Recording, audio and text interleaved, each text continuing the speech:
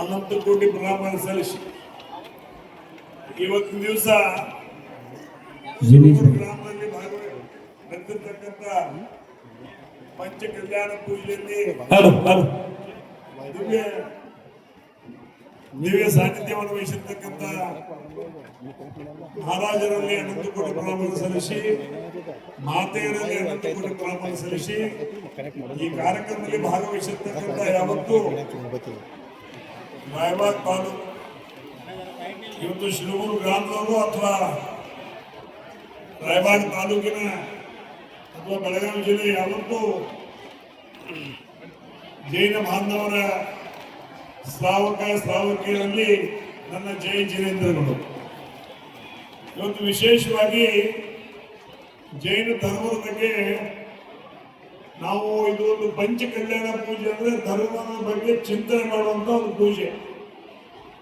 ಈಗ ಧರ್ಮ ಮೊದಲು ಹೆಂಗಿತ್ತು, ಈಗ ಹೆಂಗೈತಿ, ಮೊದಲು ಹೆಂಗೆ ಎಷ್ಟು ಜನ ವಾಸ ಮಾಡ್ತಿದ್ರು, ಈಗ ವಾಸ ಮಾಡಕತ್ತಾರು, ಅವಾಗ ಹೆಣ್ಣು ಸಿಗ್ತಿದ್ದು, ಈಗ ಹೆಣ್ಣು ಸಿಗ್ಬೇಕಾದ್ರೆ ಹೆಣ್ಣು ದುಡ್ಡಾಗತ್ತೈತಿ. ನಮ್ಮ ಧರ್ಮದ ಬಗ್ಗೆ ಚಿಂತನೆ ಆಗ್ಬೇಕಿದು, ಧರ್ಮದ ಚಿಂತನೆ ಆಗ್ಬೇಕು.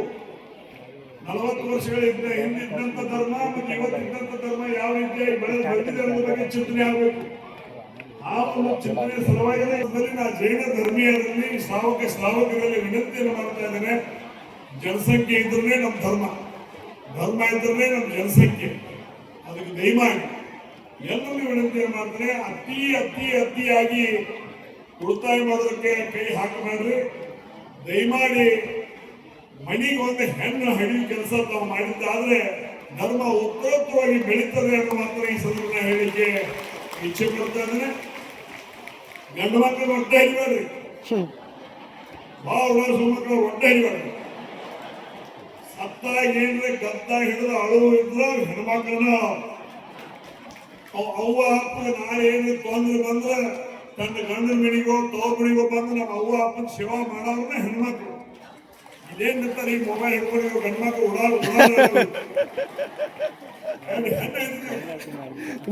ಮೊದಲಿನ ಪರಿಸ್ಥಿತಿ ನೀವ್ಯಾಕೆ ಹಿಡಿಬಾರ್ದು ನನಗೂ ಹೋಗ್ತೈತಿ.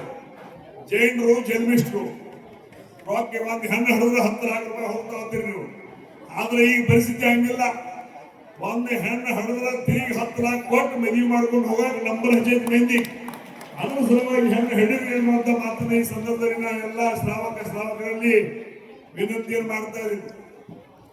ಇವತ್ತು ಈ ಒಂದು ಸಭೆ ಮುಖಾಂತರ ನಾವು ಮಾನ್ಯ ಮಹಾರಾಜರಿಗೆ ಸಾಲಾಪುರದಲ್ಲಿ ಭೇಟಿಯಾದಾಗ ಮಹಾರಾಜರು ವಿನಂತಿಯನ್ನು ಮಾಡಿದ್ದಾರೆ.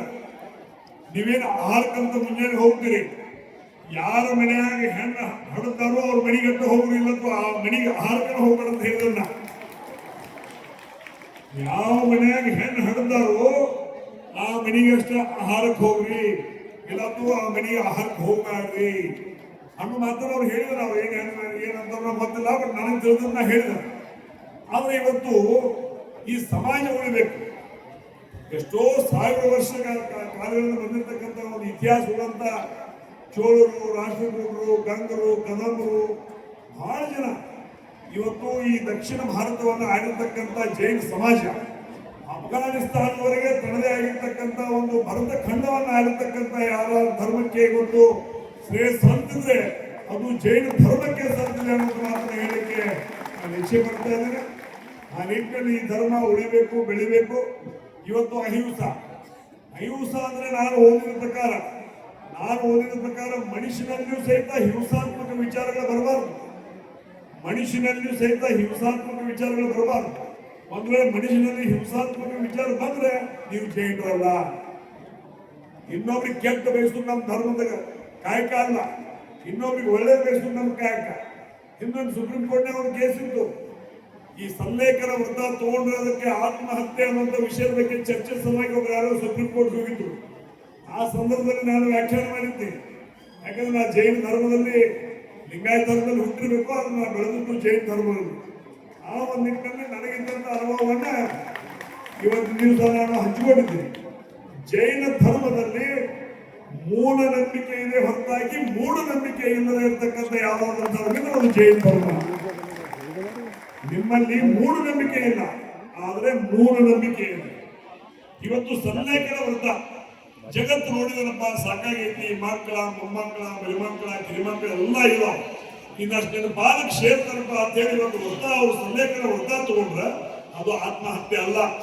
ನಾವು ಯಾವ ಅರ್ಜಿ ಹಾಕಿದ್ರೆ ಅವ್ನು ಗೈಲಿಗೆ ಹಾಕಿರೋ ಅಂತ ಮಾತು ಸಹಿತ ಇವತ್ತು ದಿವಸ ಮಾತಾಡುವಂತ ಪ್ರಸಂಗ ನಿರ್ಮಾಣ ಆಗ್ತದೆ. ಯಾಕಂದ್ರೆ ಜೈನ ಧರ್ಮ ತನ್ನದೇ ಆಗಿರ್ತಕ್ಕಂಥ ಒಂದು ವ್ಯವಸ್ಥೆಯಲ್ಲಿ ಬೆಳೆದು ಬಂದಿರತಕ್ಕಂಥ ಧರ್ಮ. ಆದ್ರೆ ಇವತ್ತು ನಮ್ಮೂರಾಗ ಮನೆ ಚೌಕಶಿ ಮಾಡಿದ್ರು, ನಮ್ಮೂರಾಗ 17 ಜನ ಹೆಣ್ಮಕ್ಳು ಇವತ್ತು ಮನೆ ಮಾಹಿತಿ ತೆಗೆದ ಪ್ರಕಾರ ನಾ ಸಣ್ಣಾಗಿದ್ದಾಗ ನಮ್ಮೂರಾಗ ಸಾಧಾರಣ 500 ಜನ ಹೊಸ ಹೆಣ್ಮಕ್ಳು ಹೊಸ ಮಾಡ್ತಿದ್ರು, ಒಂದು 200 ಜನ ಹೆಣ್ಮಕ್ಳು ಗಂಡು ಮಕ್ಕಳು ಹೊಸ ಮಾಡ್ತಿದ್ರು. ಆದ್ರೆ ಈ ಭಾಗವನ್ನ ಮಾಹಿತಿ ತಗೊಂಡಿದ್ರನ್ನ 17 ಜನ ಹೆಣ್ಮಕ್ಳು ಹೊಸ ಮಾಡಾಗಿರ್ತಾರು, 3 ಮಂದಿ ಗಂಡು ಮಕ್ಕಳು ಹೊಸ ಮಾಡಿರ್ತಾರೆ.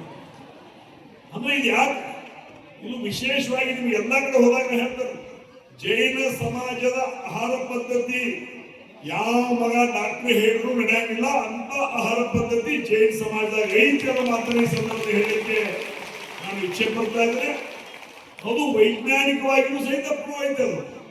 ಸಾಯಂಕಾಲ ವಾಸ 6 ಗಂಟೆಗೆ ನೀವು ವಾಸ ಮಾಡಿದ್ರೆ ಬೆಳಗಿನ ತನಕ ಪಚನ ಕ್ರಿಯೆಗೆ ಶಕ್ತಿ ಕೊಡ್ತದೆ.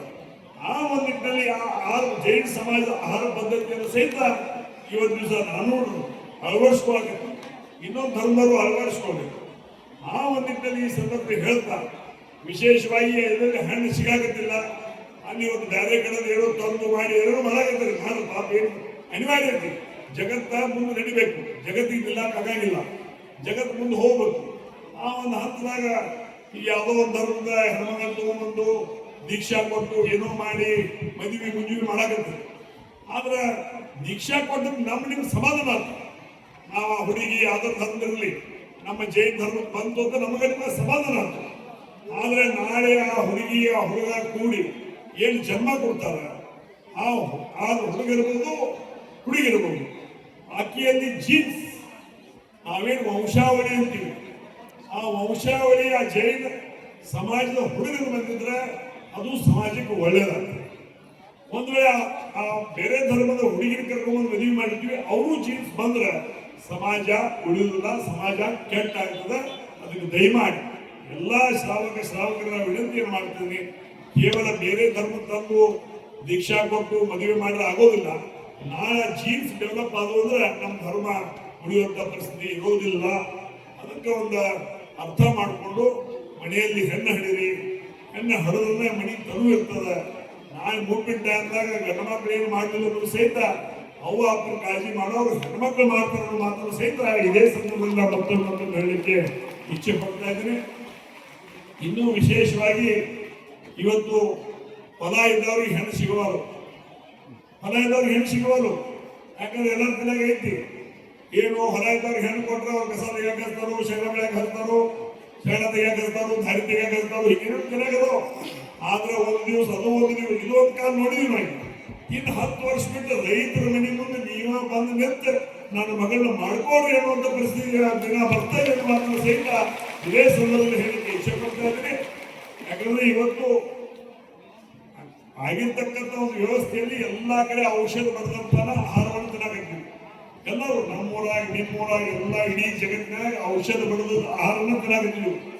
ಇನ್ನು 4-5 ವರ್ಷದ ನಂತರ ರೈತರ ಮನೆ ಮುಂದೆ ಜನ ನಂಬರ್ ಹಚ್ತಾರೆ, ನಮಗೆ ಜೋಳ ಕೊಡು, ನಮಗೆ ಗೋಧಿ ಕೊಡು, ನಮಗೆ ಪಲ್ಯ ಕೊಡು, ಔಷಧ ಬಡಿಂದ ಕೊಡು, ಆಕಳಿಗೆ ಔಷಧ ಬಡಿದ ಮೇವು ಹಾಕಿದ್ದ ಹಾಲು ಕೊಡು. ಇಲ್ಲಿ ತನಕ ನಮ್ಮ ರೈತರ ಮನೆ ಮುಂದೆ ನಂಬರ್ ಹಚ್ತಾರೆ.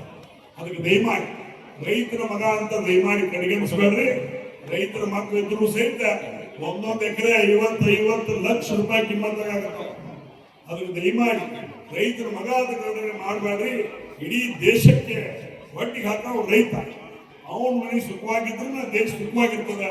ಆ ನಿಟ್ಟಿನಲ್ಲಿ ರೈತರ ಮನೆ ಕೊಟ್ರೆ ದಾರಿ ತೆಗಿಸ್ತಾರೋ, ಕಬ್ಬಿನಾಗ ಕಳಿ ಹಾಕಿಸ್ತಾರೋ, ಶರಣ ತೆಗಿಸ್ತಾರೋ ಅನ್ನೋಂಥ ಭಾವನೆಯನ್ನು ಬಿಡ್ರಿ.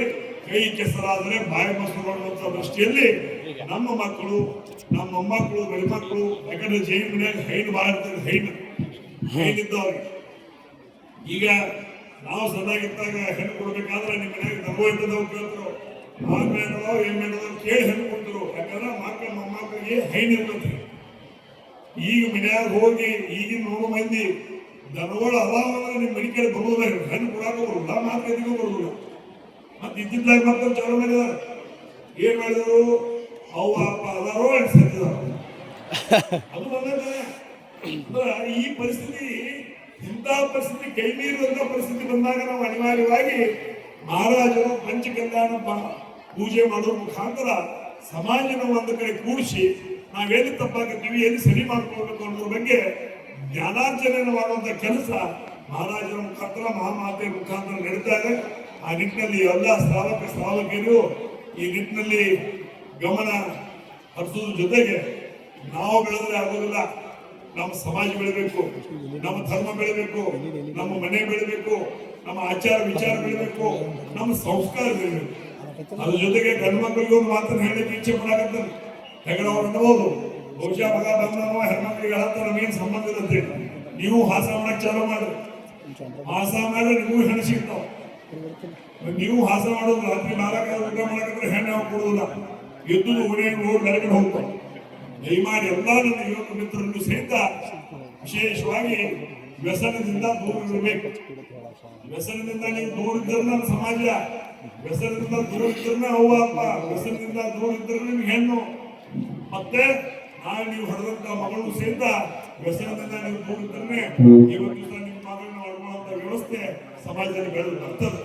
ಅದಕ್ಕೆ ದಯಮಾಡಿ ಆ ದುಶ್ಚಟಗಳಿಂದ ದೂರ ಬಂದು ಒಳ್ಳೆಯವರಾಗಿ ಸಮಾಜಮುಖಿಯಾಗಿ ಎಲ್ಲರೂ ಕೂಡಿ, ಗಂಡು ಹೆಣ್ಣು ಕೂಡಿ ಸಮಾಜದಲ್ಲಿರ್ತಕ್ಕಂಥ ಲಿಂಗ ಅನುಪಾತವನ್ನು ಸರಿದೂಗಿಸುವ ಜೊತೆಗೆ ಈ ಸಮಾಜವನ್ನು ಉಳಿಸಿ ಬೆಳೆಸುವಂತ ಕೆಲಸ ನಿಮ್ಮೆಲ್ಲ ಜವಾಬ್ದಾರಿ ಆಗಿದೆ. ಕೇವಲ ಮಹಾರಾಜರು ಮಹಾಮಾತೆಯ ಜವಾಬ್ದಾರಿ ಅಲ್ಲ, ನಿಮ್ಮೆಲ್ಲ ಜವಾಬ್ದಾರಿಗಳು ಸಹಿತ ಈ ಸಮಾಜವನ್ನ ಉಳಿಸಿ ಬೆಳೆಸೋದು ನಮ್ಮ ಕೆಲಸ ಅಂತ ಈ ಸಂದರ್ಭದಲ್ಲಿ ತಿಳ್ಕೊಂಡು ನಮ್ಮ ಈ ಒಂದು ಕಾರ್ಯಕ್ರಮದಲ್ಲಿ ತಾವೆಲ್ಲ ಭಾಗಿಯಾಗಿದ್ದೀವಿ. ಬಹಳ ಸಂತೋಷ ಆಯಿತು. ವಿಶೇಷವಾಗಿ ಹೆಣ್ಣು ಹಡಿರಿ ಅನ್ನುವಂತ ಬೈಕ್, ಹೆಣ್ಣು ಹಡಿರಿ. ಇವತ್ತು ಸಮಾಜಕ್ಕೆ ಹೆಣ್ಣು ಬೇಕು, ನಮ್ಮ ದೇಶದ ಕಣ್ಣು.